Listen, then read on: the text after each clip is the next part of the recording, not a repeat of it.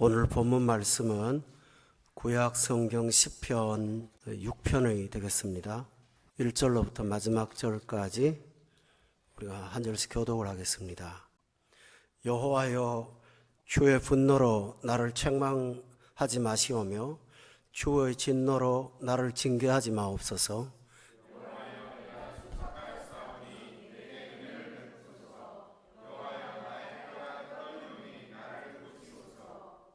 나의 영혼도 매우 떨리나이다. 여호와여, 어느 때까지니까?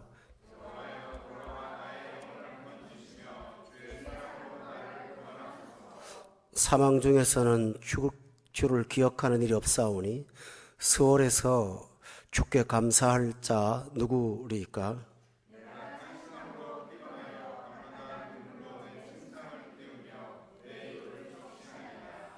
내 눈이 근심으로 말미암아 쇠하며 내 모든 대적으로 말미암아 어두워졌나이다.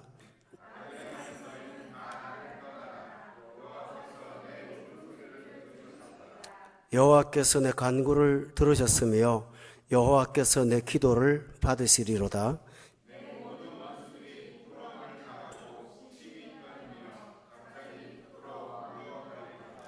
아멘. 오늘 시편은 저자가 다윗입니다. 그리고 표제를 보면은 인도자를 따라 현악 8째 줄에 맞춘 노래라고 되어 있습니다. 보통 그 1번 줄, 2번 줄 하면 1번이 낮은 음이고 숫자가 높을수록 높은 음으로 우리가 알고 있는데요. 고대 악기는 8번째 줄이 제일 낮은 음입니다. 그래서 히브리 말로 스미닛이라고 합니다. 가장 저음으로 불렀던 찬송이라고 오늘 표제가 붙어 있습니다. 여러분, 우리가 고음을 부를 때와 저음을 부를 때의 감정의 표현은 다르죠. 고음을 부를 때는 주로 기쁘거나 밝고 경쾌할 때 많이 부르고, 저음을 무겁게 깔고 부르는 것은 애가를 부를 때, 슬픈 노래를 부를 때 보통 그 음을 많이 씁니다. 따라서 이 6편은 고통과 슬픔에 관한 내용이라는 것을 우리가 표제를 통해서도 알 수가 있습니다. 이 시는 다윗이 썼는데요. 어떤 형편이 하나 있었습니다. 시편 150편 전체 가운데 이렇게 어떤 한 사건을 배경으로 해서 시를 쓴 것이 6개나 있습니다. 그 6개 중에 첫 번째가 오늘 6편이 되겠는데요. 그 표제는 붙어 있지 않지만은 시편 51편에 보면 그 표제가 붙어 있습니다. 어떤 환경에서 이 시를 썼는지 그 내용이 나옵니다. 한번 찾아서 같이 한번 확인하도록 하겠습니다. 거기 위에 조그만 글씨로 기록되는 표제를 제가 읽어드릴게요. 다윗의 시, 인도자를 따라 부른 노래, 다윗이 밧세바와 동침한 후 선지자 나단이 그에게 왔을 때, 이렇게 되어 있습니다. 다윗이 음행을 했습니다. 그 이후에 나단이 그 사실을 알고 하나님이 가라고 하셔서 다윗에게 가서 책망을 했어요. 그때 다윗이 나단의 책망을 듣고 하나님 앞에 베옷을 입고 엎드렸습니다.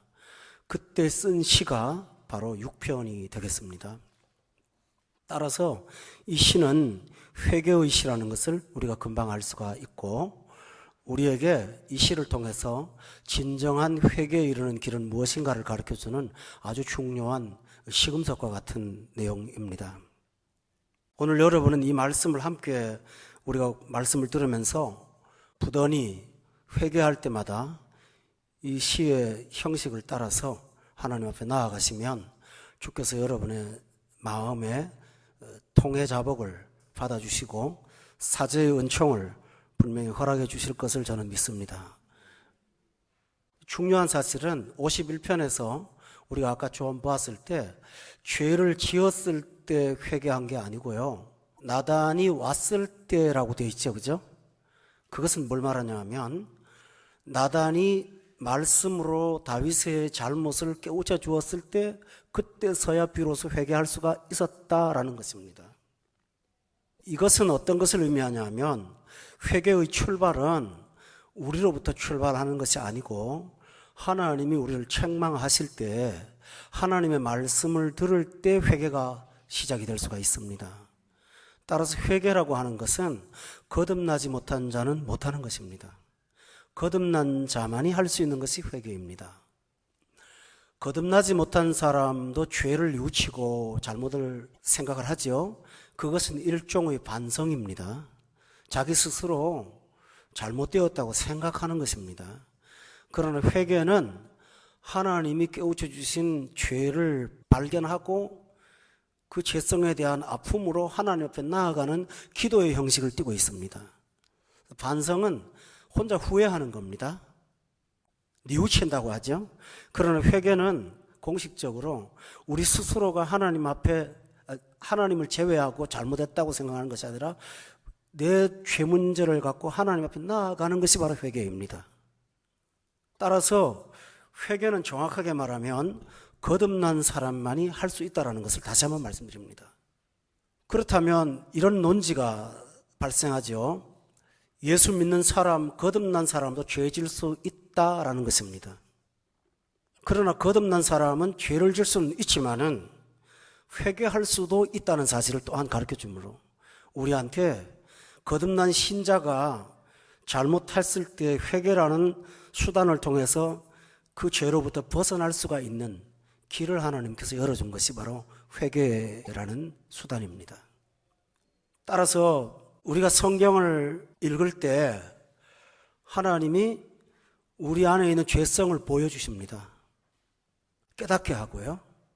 그러면 그 죄성을 깨닫게 하실 때 마음이 찔립니다. 그걸로 끝나지 말고 그것은 바로 회개의 기회를 주신 거라고 받으시고 그 자리에 엎드려서 하나님 앞에 여러분의 마음을 토해 놓기를 바랍니다. 그것은 성령께서 그렇게 하라고 여러분을 이끌어가는 거거든요. 그때의 회개가 진정한 회개가 될 수가 있습니다. 진정한 회개라는 말 뜻은 하나님이 받으신다는 것이 첫 번째고요. 또 하나 중요한 것은 진정한 회개라는 뜻의 중요한 두 번째는 사람이 변할 수가 있다는 것입니다. 따라서 우리 모든 사람들한테는 하나님이 성경을 대할 때 반드시 기회를 주십니다. 회개의 기회를 주셔서 이 모양 저 모양으로 하나님 앞에 회개하도록 이끌어 주십니다. 그래서 시편 기자는 이런 말을 했습니다. 기회를 틈타서 하나님 앞에 나아가라고 이렇게 말을 하고 있습니다. 다시 한번 정리하자면 여러분의 영혼을 말씀이 빛으로 비추어 주실 때 그 빛 앞에서 엎드리시고 회개의 자리까지 더 나아가셔서 그 말씀의 찔림으로 끝나지 말고 회개까지 이뤄가시는 그런 과정을 꼭 진행하시기를 부탁을 드립니다. 다윗이 나단이 와서 죄를 책망할 때 본문 1절로부터 마지막 절까지 보면 자신이 저질렀던 죄의 내용을 구체적으로 말한 것은 하나도 없습니다. 이것은 굉장히 중요합니다. 여러분, 세상의 언론들은 연예인이나 유명한 사람들의 죄의 내용을 말합니다. 교묘하거든요. 죄의 내용을 말하면서 그 사람을 치는 것 같지만 실제로는 그래서 독자를 확보합니다. 왜냐하면 인간은 다른 사람이 지은 죄를 훑어보면서 재미를 느끼거든요. 그 언론이 그걸 교묘하게 이용을 하는 겁니다. 그런데 성경은 그 사람이 지은 죄가 어떠하든 그 죄의 내용을 구체적으로 말하는 경우는 없습니다. 본인이 알고 있는 것을 다른 사람한테까지 공개하는 것을 하나님은 기뻐하지 않아요. 나단이 다윗을 책망할 때도 옛날 이야기 하나를 냈지 그 사람을 구체적으로 말한 적은 없습니다. 어떤 사람이 양이 100마리가 있는데 자기 집에 손님이 왔대요. 그런데 손님을 대접하려고 양을 잡으려니까 100마리에서 하나의 숫자를 버리는 게 너무 아까운 거예요. 그래서 소장농인 자기 집 농사를 부쳐먹는 소장농한테 가서 한 마리 양인데 그걸 빼앗아 갖고 와서 그 양을 잡아서 손님을 대접했다는 거예요. 그러니까 다윗이 그런 사람이 어디 있느냐고, 그런 사람 벌 받아야 된다고. 그때 나단이 한 말이 뭔지 압니까? 바로 당신이요. 이 사실에서 우리는 나단이 그의 죄목을 소상히 말하지 않았다는 것을 발견합니다. 예수님이 간음 중에 붙잡힌 여자를 데리고 왔을 때 구체적인 말 한마디 하지 않았습니다. 주님은 다 압니다. 딱 한마디 하셨습니다. 가서 다시는 죄를 범하지 마라. 따라서 세상 언론은 죄의 내용을 말하지만 하나님의 말씀은 죄가 어떤 결과를 갖고 오는가를 이야기합니다. 그것이 다릅니다.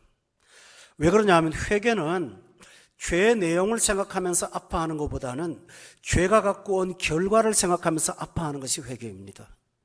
내가 부지간에 잘못한 것이 얼마나 많은 사람을 고통스럽게 했는가 하는 것을 깨닫게 하므로 하나님 앞에 엎드려서 회개하고 다시는 그런 생활을 하지 않도록 하는 것이 하나님의 목적이기 때문입니다.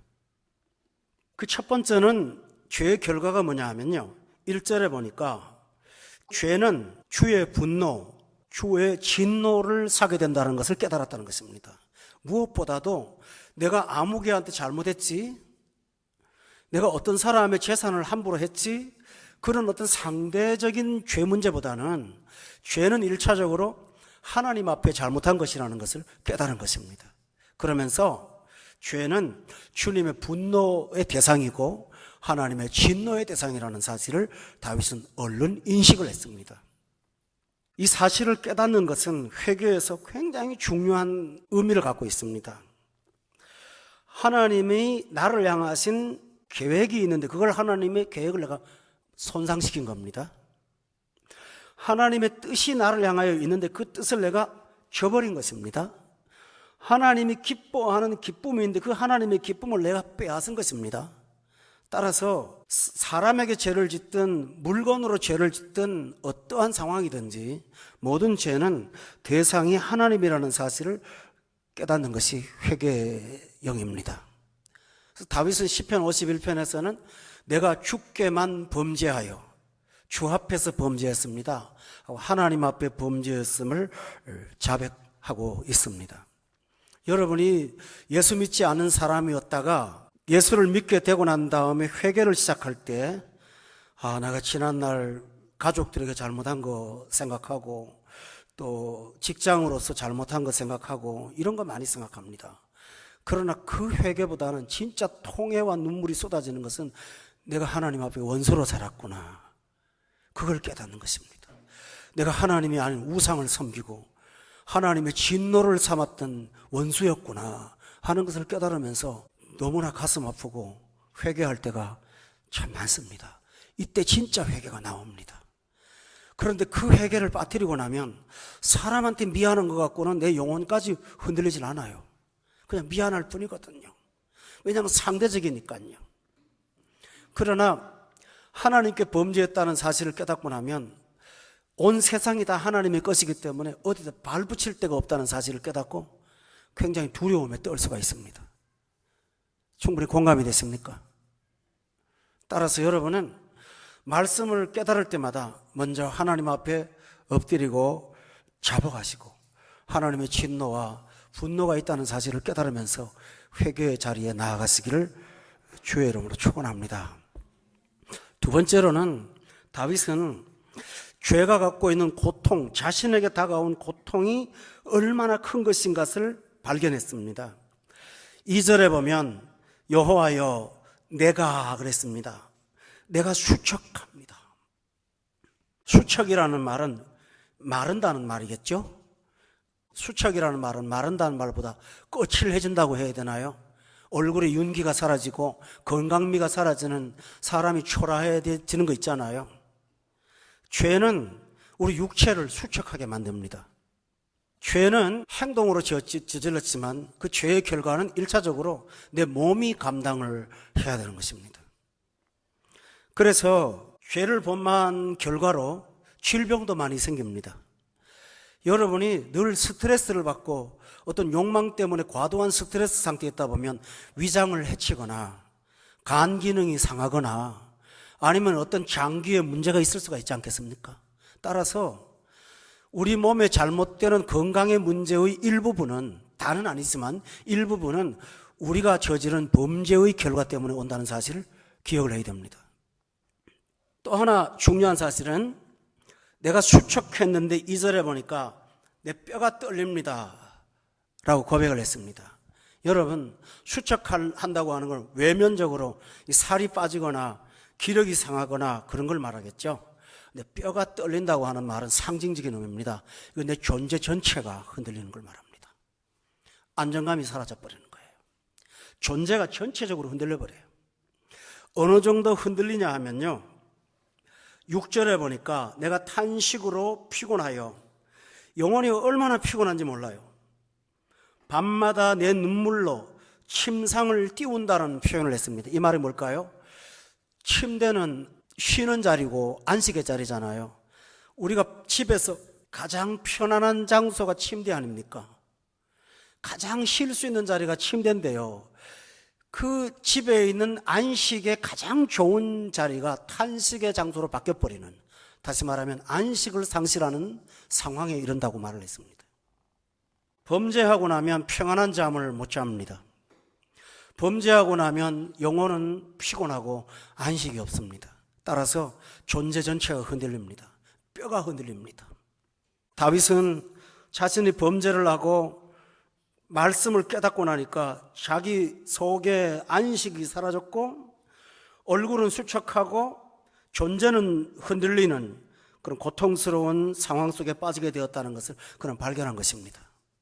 그래서 이걸 노래로 인도자를 통해서 부르라고 하는 까닭은 뭡니까? 여러분, 나처럼 죄짓지 마세요. 범죄하면 사람이 이런 상황까지 가게 됩니다. 그런 경고를 하고 있는 것입니다. 그래서 이거를 인도자에 따라서 함께 공회해서 부르자고까지 말을 한 겁니다. 여러분, 자신의 잘못한 은밀한 내용을 찬송을 불러서 예배 시간에 부르자고 할 수 있는 만큼 이 사람은 그런 사람입니다. 어떤 면에서 다윗은 참 하나님의 사람입니다.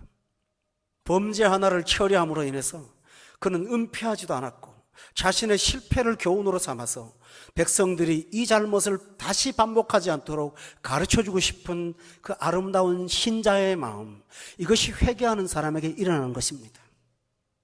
진정 회개하는 사람은 가족이나 이웃들에게 나처럼 되면 너무 힘들어, 그렇게 살면 안 돼, 회개를 모르는 사람은 그 따위로 살면 안 되고 야단을 칩니다. 그러나 회개하는 사람은 나처럼 살면 안 되라고 고백을 합니다. 이렇게 말합니다. 그는 죄의 고통이 얼마나 큰 것을 알았습니다.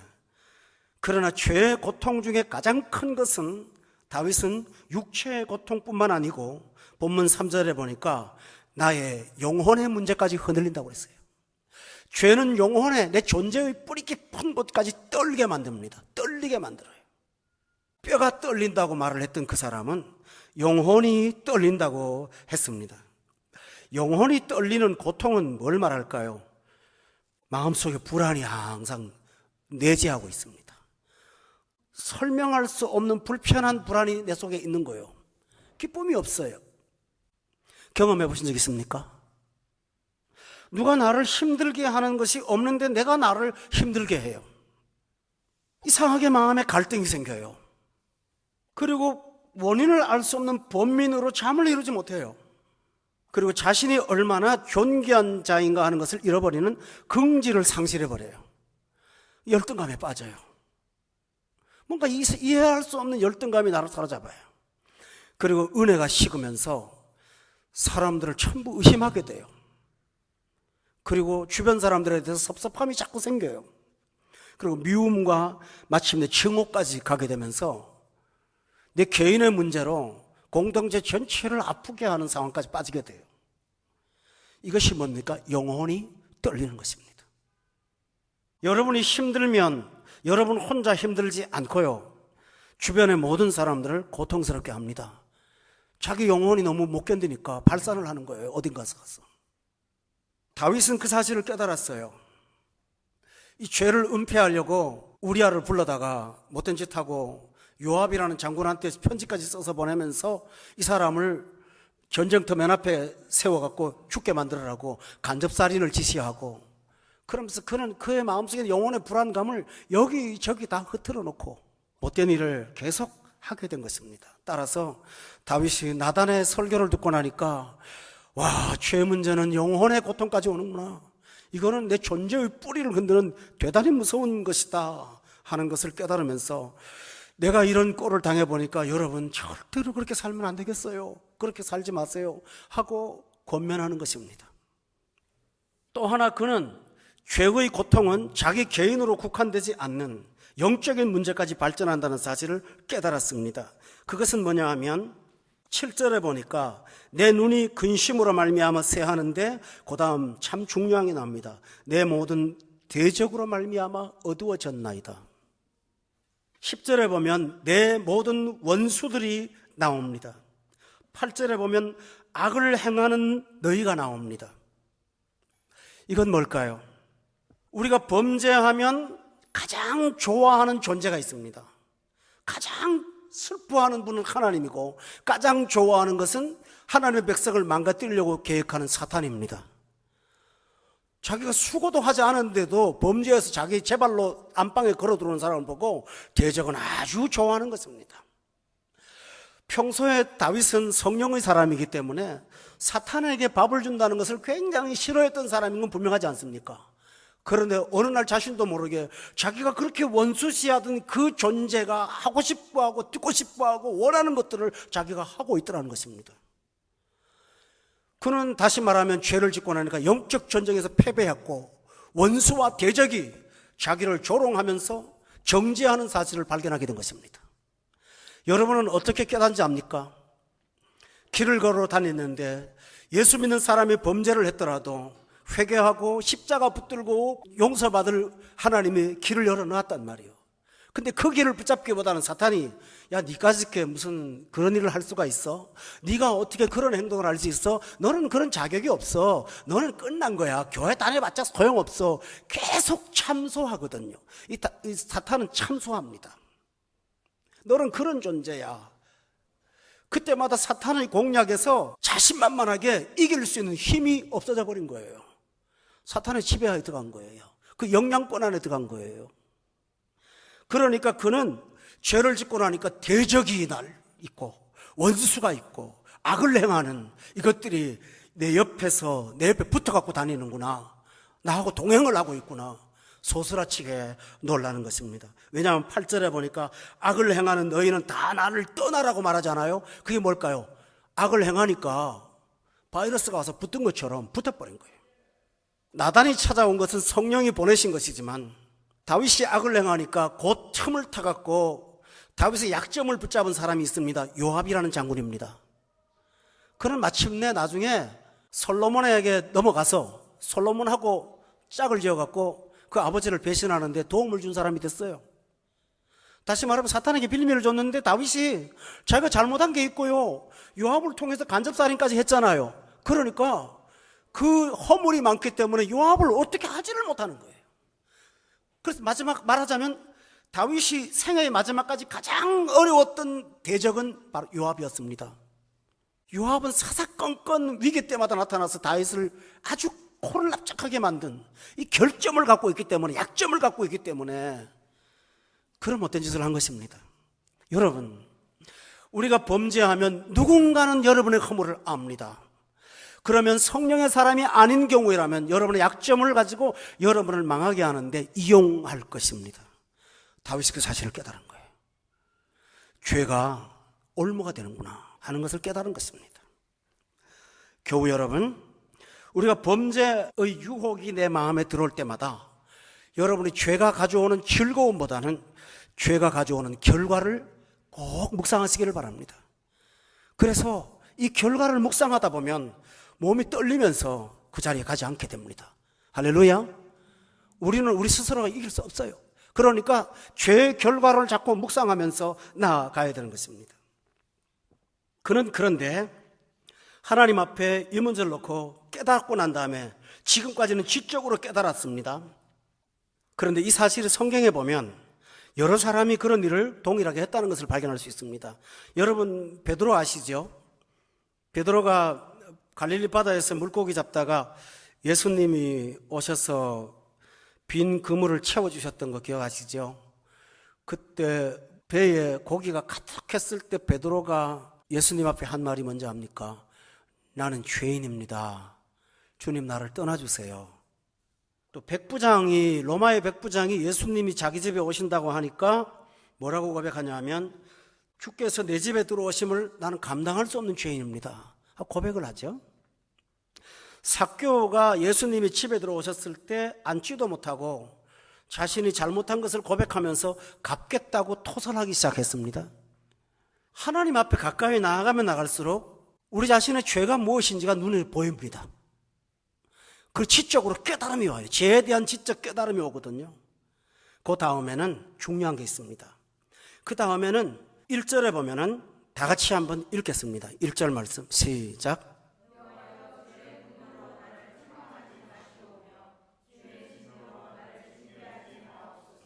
이게 잘 보면요, 책망도 안 받고 징계도 받지 않기를 원한다, 이렇게 표현이 되어 있습니다. 그런데 이게 조금 어려운 히브리어입니다. 히브리어에 역설적 용법이라는 게 있거든요. 이 말은 어떤 거냐면 아주 한국말로 표현하기 참 어려운 거라서 이렇게 해놓은 거예요. 여호와여, 저를 책망하시되 분노로는 하지 마시고 저를 징계하시되 진노로는 하지 마시옵소서. 바로 그 말입니다. 다시 말하면 책망과 징계는 받아야 되겠습니다. 그러나 동기가 분노나 진노로 하지 마시고 사랑하는 자식을 징계하는 그 마음으로 해주세요, 그 말입니다. 이해가 됐습니까? 불신자한테 하나님이 진노할 때는 그것은 주의 분노와 진노인데, 믿는 신자를 징계할 때는 분노로 하지 않고, 부모가 자식이 잘못하면 분노가 나죠, 물론. 그러나 분노보다 더 가슴 아픈 문제는 뭡니까? 이 자식을 이렇게 놔두면 안 돼 하는 사랑하는 마음이 앞서지 않아요? 다윗이 바로 그걸 붙잡았어요. 하나님, 저는 지금 회복을 하려면 징계도 필요하고 하나님의 책망도 들어야 돼요.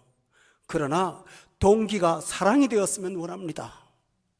하박국이라는 선자가 이런 말을 했어요. 한번 따라해 보세요. 진노 중에라도 긍휼을 잊지 마옵소서. 참 똑같은 걸 붙잡았어요. 하나님, 저한테 진노하시는 일이 있을지라도 저한테는 긍휼을 좀 베풀어 주세요 하고 기도했거든요. 왜 이렇게 징계와 책망은 받기를 원하면서 분노와 진노를 받지 않기를 원했는가? 히브리서에 보면 그 내용이 너무 자세히 설명이 되어 있어요. 한번 찾아서 잘 보도록 하겠습니다. 12장에 보면요, 왜 징계를 원했습니까? 하나님, 나 이 정도라, 이 사람이라면 징계가 필요해요. 왜 이럴까요? 잘 보세요. 12장 6절에 보세요. 주께서 그 사랑하시는 자를 징계하시고 그가 받아들이시는 아들마다 채찍질 하심이라 하였으니. 징계를 받는 것은 누가 받는 것입니까? 사랑받는 자가 받는 거라고 했고, 그를 받아들이시는 아들에게 채찍질을 하는 것이지 라고 했습니다. 또한 7절에 보면 다 같이 읽읍니다. 시작. 징계를 받기 위함이라 하나님이 아들과 같이 너희를 대우하시나니 어찌 아버지가 징계하지 않는 아들이 있으리요. 징계를 받는다고 하는 것은 아들의 자격이 있기 때문이라는 것입니다. 따라서 그는 아버지가 아들을 혼내는 그 징계의 사랑을 저는 원합니다 그랬어요. 여러분, 이게 굉장한 기도입니다. 왜 그럴까요? 사람이요, 잘못을 했는데 그에 상응하는 어떤 그 처벌이 없으면 늘 불안해요. 그럼 미리 받아버리면 어떡합니까? 편해요. 아이가 잘못을 했어요. 엄마한테 해초리로 2대를 맞았습니다. 잠자는데 편하죠? 근데 엄마가 주방에서 말 한마디 안 하고 화만 냅니다. 밤에 잠을 못 자는 거예요. 저희 군대 생활할 때도 그랬거든요. 차라리 맞으면 잠을 잘 와요. 왜냐면 밤에 안 깨우니까. 일찍부터 맞고 가니까요. 근데 안 맞으면 자다가 언제 얻어 터질지 몰라서 잠이 안 와요. 여러 번 그랬거든요. 한 12시쯤 돼갖고 속옷 하나 딱 입혀놓고 영하 한 20도 넘는 데서 물 탁탁 끼얹고 그랬어요. 그럼 바늘로 찌르는 것 같았거든요. 그러니까 저녁에 차라리 얻어 터지고 자는 게 훨씬 낫더라고요. 우리 마음에도 그게 있거든요. 그러니까 하나님께서 참여하는 자를 징계하심으로 인해서 내가 너를 이 부분에만큼 해결해 줬다는 그 자유를 얻을 수 있다는 것이죠. 그래서 아들로 대우하는 게 바로 징계를 하는 거다. 아멘. 바로 이거예요. 또 하나 있어요. 8절에 보세요. 한번 읽어볼까요? 시작.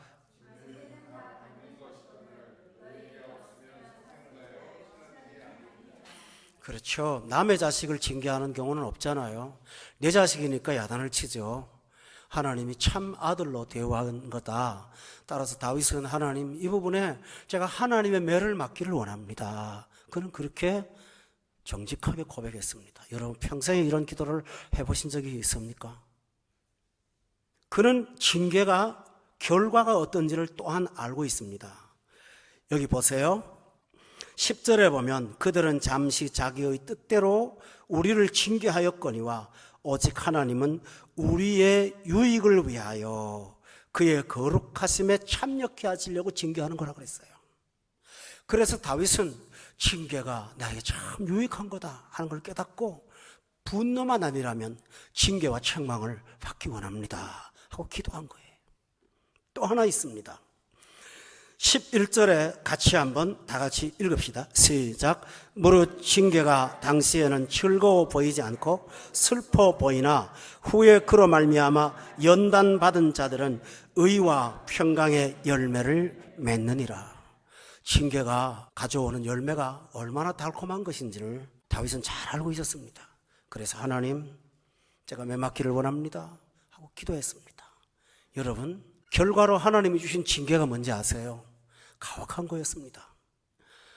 첫 아들을 낳았습니다. 그런데 그 아들이 죽어갑니다. 다윗이 하나님 앞에 금식했습니다. 그런데 금식 기도에도 불구하고 아이가 죽었습니다. 죽자 말자 장례식보다 먼저 찾는 게 뭔지 압니까? 밥 갖고 오라고 하였습니다. 신하들이 이해가 안 갔습니다. 아니, 아들이 죽었는데요, 죽기 전에는 그렇게 금식하시더만 죽었는데 밥을 먹는다고요? 다윗이 유명한 말을 합니다. 하나님께서 이것이 하나님의 뜻인데 하나님이 나를 치신 것이니 나는 이제 자유롭다고. 가혹한 것 같지만 그는 거기서 자유를 얻었습니다. 그렇게 자유를 선언했을 때 하나님이 기뻐 받아보시고 밧세바에게 두 번째 아들인 솔로몬을 주셨던 거 기억합니까? 솔로몬의 이름이 뭔지 압니까? 따라합시다. 평강의 왕. 하나님이 그의 마음에서 회개를 받고 정실 자식보다 솔로몬을 통해서 평강의 왕을 만들어 주신 것입니다. 회개의 열매가 얼마나 달콤하고 귀한 것입니까? 그러나 이 기도를 할 때 웃으면서 나 몇 때려주세요 그럴 사람이 어디 있습니까? 6편으로 돌아가서 보겠습니다. 거기 보면 그는 이 기도를 정상적인 마음으로 하지 못했습니다. 6절에 보니까 탄식으로 했고요, 눈물로 했습니다. 회개는 감정을 동반합니다. 냉혹한 사람은 회개가 아닙니다. 회개는 자신의 처지를 슬퍼하고 잘못함을 애통해하고 가슴 아파하는 게 진정한 회개입니다. 그래서 그는 편안한 안식을 거부하고 침상을 눈물로 띄우는 회개의 자료로 바꾸었다고 했습니다. 의도적으로 난 지금 편안하면 안 돼, 내가 이 시간에 엎드려야 돼 하고 하나님 앞에 침상을 눈물로 띄우는 그 일을 했다고 그는 말하고 있습니다. 성도 여러분, 우리에게 꼭 필요한 것은 눈물입니다. 신자에게서 정말 필요한 게 눈물입니다. 성경에 보면 시편 기자는 눈물의 양식으로 우리가 먹고 산다고 그랬습니다. 기뻐서 울고, 감격해서 울고, 회개해서 울고, 고마워서 울고. 신자가 눈물이 마르면 그때부터 영혼이 팍팍해집니다. 여러분 기억합니까? 예수님이 비유를 내리신 4가지 밭 가운데 3번째 밭 돌짝밭이 있습니다. 이 돌밭, 2번째 밭 돌밭이 있는데 돌밭의 문제가 뭔지 압니까? 땅에 흙이 있어서 뿌리를 내렸지만 습기가 없어서 말라버렸다고 돼 있어요. 여러분이 신앙생활을 습기 없는 교만한 마음으로 하면 말라버리는 거예요. 따라서 여러분의 마음이 항상 하나님의 은혜로 젖어 있는 습도계를 갖고 항상 습도를 유지하시는 여러분 되기를 바랍니다. 참 중요합니다. 애통이 없는 사람은 2가지가 있습니다. 하나는 무의식 속에 사는 거고요, 또 하나는 굉장히 교만한 거예요. 그러나 눈물로 사는 사람은 살아있는 생명의 은혜를 회복할 수가 있습니다. 그러나 여러분, 회개는 이것만이 회개가 아닙니다. 회개에 참 중요한 게 하나 있습니다. 2가지가 있는데, 하나는 뭐냐 하면 회개는 기회가 항상 있는 게 아니라는 사실을 아는 것입니다. 본문 5절에 다 같이 한번 읽어볼까요? 시작. 수월에서는 주께 감사할 자 누구리까? 지옥에 떨어지는 사람은 거기서 회개를 하는 것이 아무 소용없다는 것을 그는 비유로 말하고 있습니다. 이것은 상징적인 언어입니다. 예수 믿는 사람이 지옥 가진 않죠. 그러나 뭐죠? 내가 너무 영적으로 침체해서 회개할 능력조차 상실해버리면 그때 가서는 회개도 못할 거라는 것입니다. 그러니까 나단이 찾아왔을 때 회개한 것이지 나단이 찾아온 한 달 뒤에 회개한 게 아니라는 사실입니다. 나단이 찾아와서 내 마음을 찌를 때, 성령이 내 마음에 불을 붙여줄 때, 그런 요 시간에 기도하지 않으면 이마저 잃어버려서 영적인 침체에 빠지게 되면 사망 중에 주를 기억할 사람도 없고 수월에서 주께 감사할 자가 누구가 있겠습니까? 고백하면서 회개는 기회라고 말한 것입니다. 할렐루야. 신앙생활은 기회가 항상 주어지는 것이 아닙니다. 헌신도 봉사도 섬김도 기회가 있습니다. 젊음은 잠깐이고 여러분에게 주어진, 여러분이 누군가 베풀 수 있는 기회들은 그다지 많지가 않습니다. 여러분, 짧은 젊은 날에 하나님이 허락하신 기회들을 소홀히 여기지 않기를 바랍니다. 소중히 여기시는 여러분 되기를 주의 이름으로 축원합니다. 여러분 기억합니까? 가룟 유다한테 예수님은 회개의 기회를 여러 번 주었습니다. 처음부터 기회를 줬습니다. 요한복음 6장에 보면은 주여 영생의 말씀이 당신에게 있으니까 우리가 누게로 가오리까? 베드로가 그 말을 하는데 예수님이 갑자기 이런 말을 하세요. 다는 아니라는 거예요.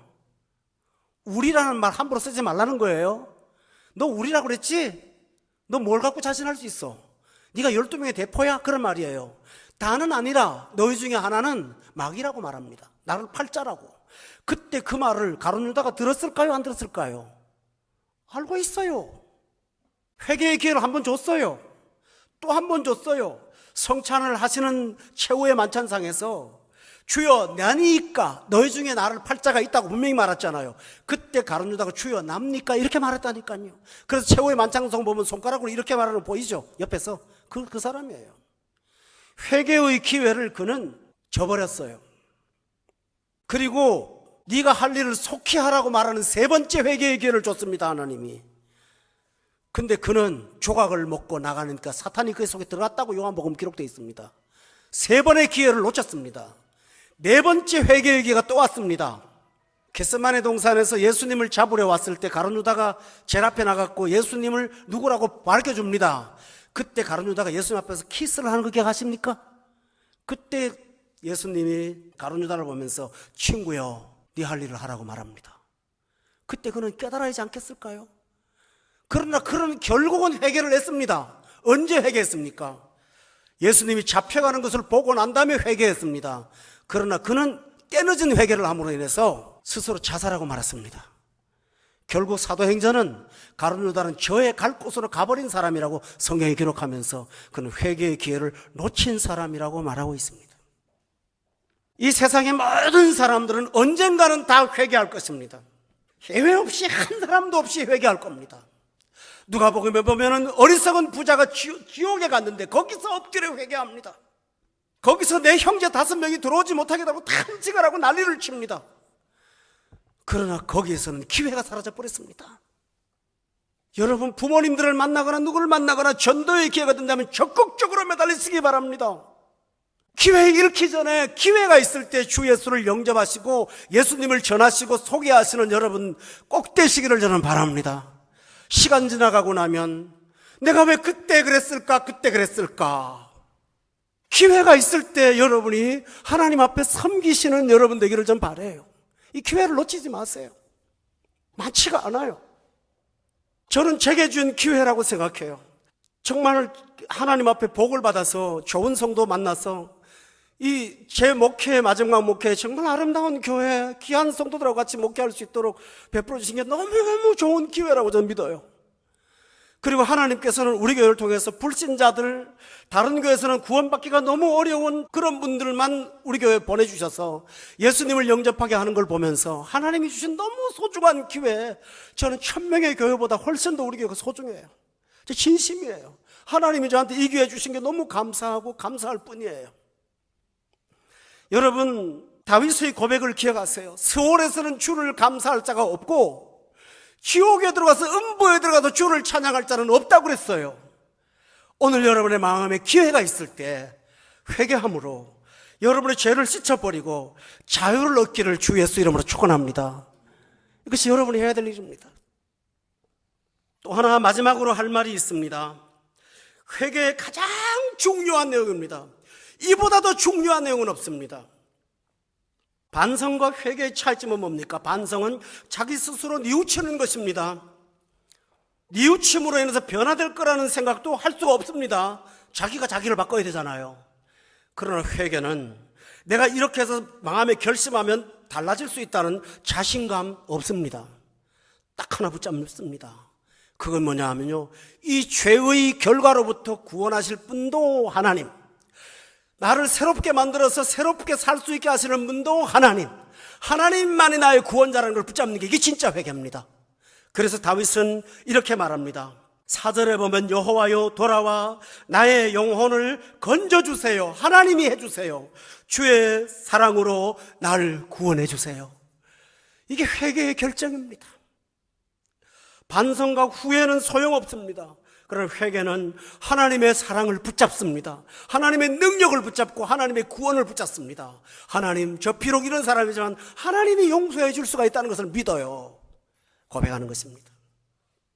때때로 우리는 이웃에게 잘못했을 때 그 사람하고만 관계만 좋아지면 될 거라고 생각해요. 그러나 하나님이 구원하지 않으면 그 사람의 마음속에 증오심과 상처는 해결되지 않을 것입니다. 나도 똑같을 것입니다. 그러나 하나님이 구원하면 그 사람 마음에도 하나님이 자유를 주실 것이고 피해자의 마음에도 행복을 주실 것이고 내 마음에도 은총을 베풀어 주실 줄로 믿습니다. 이게 바로 구원입니다. 그래서 회개는 하나님 붙잡는 거예요. 내가 다시는 그러지 않겠다는 자기 결심 붙잡는 거 없습니다, 여러분. 베드로가 안 그러겠다고 결심했지만 그는 소용없었지 않습니까? 하나님 나를 구원해 주세요. 하나님 내 기도 들어주세요. 하나님이 나를 고쳐주세요. 주의 사랑으로 내 문제 해결해 주세요 하고 하나님 앞에 나가서 목이 메어 엎드립니다. 그럼 놀랍도록 하나님이 역사하십니다. 신기하게 역사하십니다. 나 때문에 고통받았던 형제가 오히려 끌어안고 나를 위해서 형제여 난 용서할 수 있어 하고 말할 수 있습니다. 여러분에게 하나님은 복권시켜 주십니다. 권위를 회복시켜 주십니다. 자긍심도 회복시켜 주십니다. 사람답게 존귀하게 모든 것을 돌려놓을 줄로 믿으시기를 바랍니다. 이것이 하나님 한 일입니다. 여러분은 예수님이 치료할 때마다 반드시 일어난 일을 기억합니까? 예수님이 병자를 치료한 다음에 이런 말합니다. 네 몸을 제사장에게 보이라고 말합니다. 복권시켜 주는 것입니다. 하나님은 우리 몸을 치료하는 것뿐만 아니라 사회적인 관계, 내가 갖고 있는 명예, 모든 것을 다 회복시켜 주시는 분이 하나님이세요. 그러므로 회개의 결정론은 하나님 나를 구원해 주세요 하고 매달리는 거예요. 하나님만 나를 해결할 수 있어요 하고 매달리는 것입니다. 그럴 때 놀라운 일들이 벌어집니다. 하나님이 문제를 다 해결해 놓은, 비단을 깔아 놓은 길을 걸어가는 것처럼 내 앞에 형통한 길을 보게 될 줄로 저는 믿습니다. 여러분, 야곱이 자기 아들들이 잘못했을 때 세겜 땅에 올라가서 하나님 앞에 회개한 걸 압니까? 세겜 사람들을 잘못 죽이고 난 다음에 할례를 이용해서 악을 행했을 때 그는 하나님 앞에 엎드렸더니 하나님이 놀라운 일을 일으키십니다. 사면 거울들로 그들을 두려워하게 함으로 인해서 추격하지 못하게 하시는 하나님의 막아주심이 있었다는 거 기억합니까? 그들이 그 사람들한테 가서 미안해, 잘못했어, 결혼하자 이런 식으로 타협했다면 소용없었을 것입니다. 그러나 하나님 앞에 나가서 엎드렸을 때 하나님은 세겜 사람도 막아주시고 그들도 살 수 있도록 도와주셨던 것입니다. 아간이 잘못해서 외투 한 벌과 금 한 덩어리를 감추어서 아이성에서 대패를 했습니다. 그때 여호수아가 한 일이 뭔지 압니까? 아이성을 또 싸우는 것이 아니라 하나님 앞에 참회하고 자백한 일을 했습니다. 그랬더니 그 다음 성에서 이기지 않았습니까? 성도 여러분, 여러분의 문제가 아무리 큰 문제라도 구원자 하나님 앞에 나가면 해결할 수 있다는 사실을 믿으세요. 그 가능성이 있는 거예요. 그리고 나아가면 주께서 새로운 은혜를 주시는데 그 회개의 결과를 다윗은 이렇게 고백하고 찬양을 합니다. 여러분, 고통에서 찬양으로 바뀌는 것입니다. 첫 번째, 그것이 뭘까요? 8절에 보니까 첫 번째로는 가장 괴로웠던 거, 악을 행하는 너희는 다 나를 떠나라. 여호와께서 내 울음소리를 들어주셨거든 하고 소리를 지르는 겁니다. 사탄아 물러가라. 내 잘못을 갖고 건드리니 사탄아 물러갈지어다. 하나님이 내 소리 다 들어줬어. 너희들 함부로 까불지 마. 자신만만하게 사탄을 향하여 큰 소리를 칠 수가 있었습니다.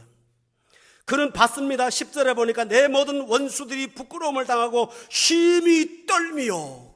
여러분, 처음에는 자기가 떨었지 않습니까? 자기 육신이 떨고 자기 영혼이 떨었지 않습니까? 그러나 회개하고 나니까 원수가 떨고 있다고 그랬잖아요.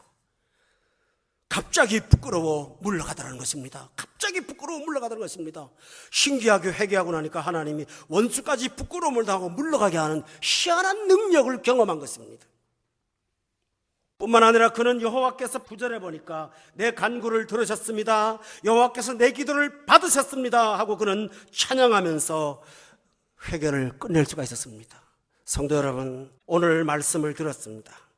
이 회개가 얼마나 영혼에 복된 일이라는 사실을 오늘 다시 한번 확인하셨다면 부단히 여러분이 회개의 자리에 나가서 조그만 일이라도 하나님 옆에 내어놓고 회개의 은혜를 통해서 회복의 영광을 경험하는 날마다의 은혜가 여러분에게 있으시기를 예수 이름으로 축원합니다.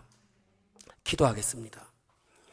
걸어가신 하나님 아버지, 우리가 죄인됨을 하나님은 아십니다. 부재 중에 잘못한 것도 용서할 수 있다고 말씀하신 하나님 앞에 나오는데 나올 수 있는 기회도 주시고 절차도 알려주시고 방법도 주시고 이렇게 회개하면 이런 은혜 받는다고 너무너무 자세히 가르쳐 주셔서 영광의 하나님을 감사하고 찬양합니다. 아버지 하나님, 이 말씀을 듣고 은혜를 받았습니다. 그러나 이 마음으로 끝나지 말고 실생활에서 적용하게 도와주세요. 하나님 말씀 읽다가 내 양심이 찔리거든 주 앞에 엎드려 회개하는 자리에 나가서 다윗이 누린 회개의 은총과 회복의 영광을 우리도 경험하게 하옵소서. 하나님 아버지요, 우리 교회에 눈물의 영을 허락하여 주셔서 어떤 날은 감격으로, 어떤 날은 슬픔으로, 어떤 날은 탄식으로, 어떤 날은 회개로 눈물이 마르지 않는 교회가 될 수 있도록 축복 내려 주옵소서. 예수님의 이름으로 기도하옵나이다. 아멘.